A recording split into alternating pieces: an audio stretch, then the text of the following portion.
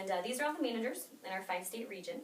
And Mindy, what do you notice that's common about the managers? Those are all managers there. And you can pass it to your left when you're done. They're young. Yeah, they're relatively young.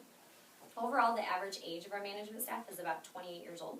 And the reason that they're young is because we only promote from within. So we don't hire people to become managers from an outside company. And why do you think that is, if you had to take a guess, Alicia? Well, you know more about the product, you know what the business is about from the start, so not someone that's new is going to come in knowing what the business is about. Mm-hmm. And basically the managers are knowledgeable about the company and the products so they can teach as well.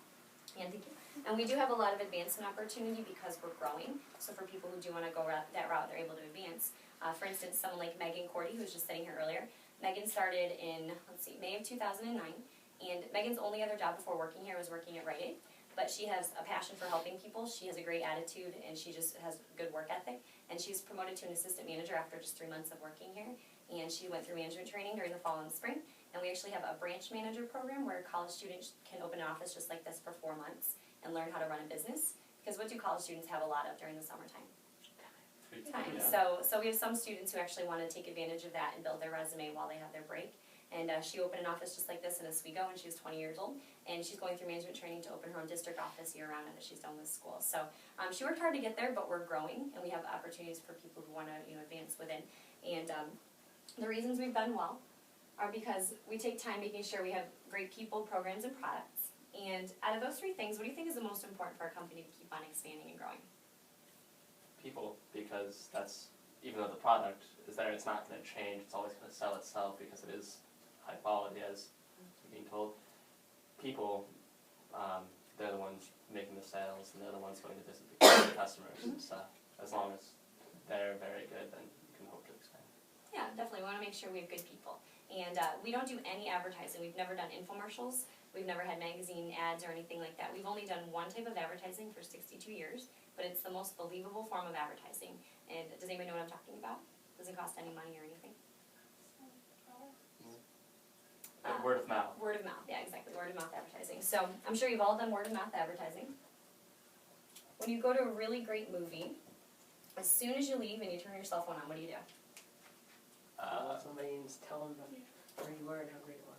Yeah, you tell people, you put it up on your Facebook status, and people find out about it. So when they come out with a sequel, you usually go back and see it. Or a great restaurant, you're going to go back if you really like the food, you'll tell people about it. But at a restaurant, for example, if there's a really great meal but not good customer service, if the waiter or waitress is rude or sketchy or not nice or gives you a bad vibe, does that affect word of mouth advertising?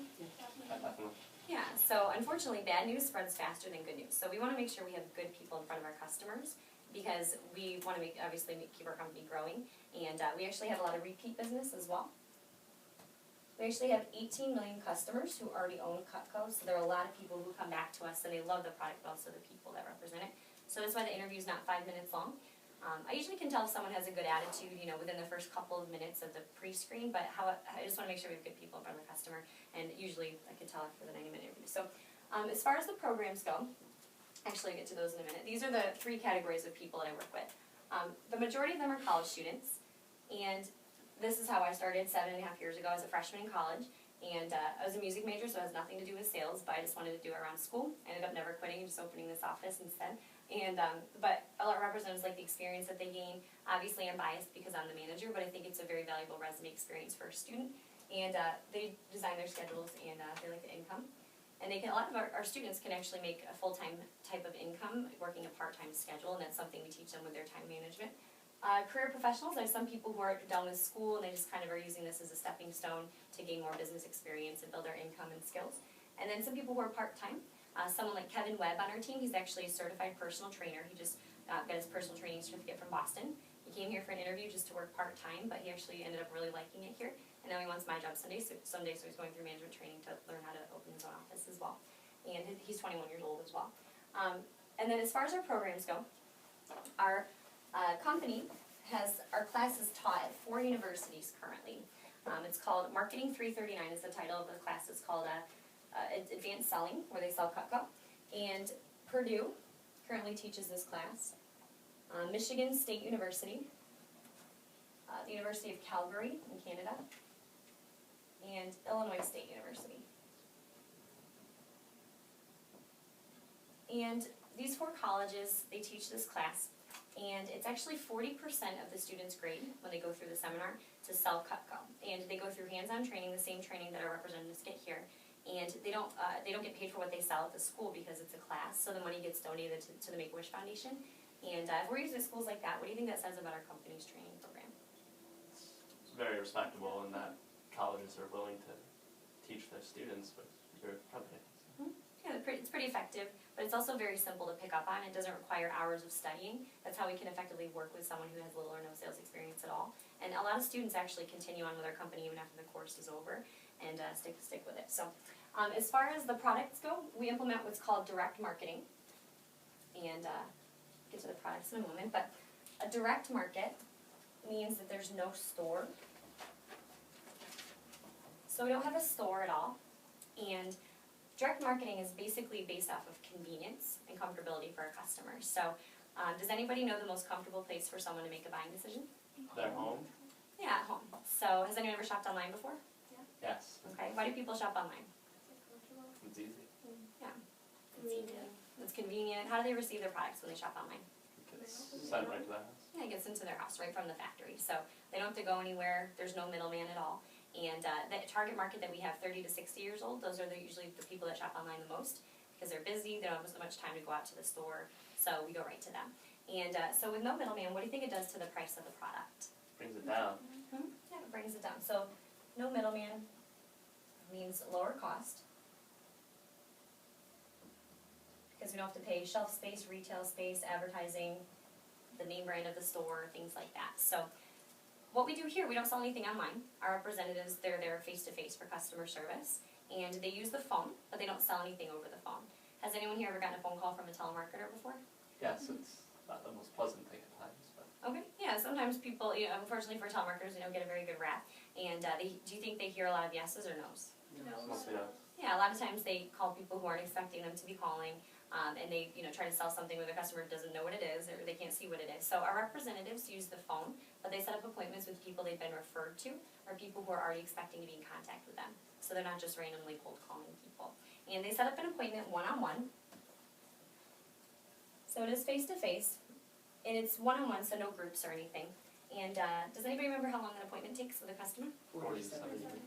Yeah, 40 to 70 minutes. And during that appointment time, our reps will show Cutco hands-on and let the customers try it out.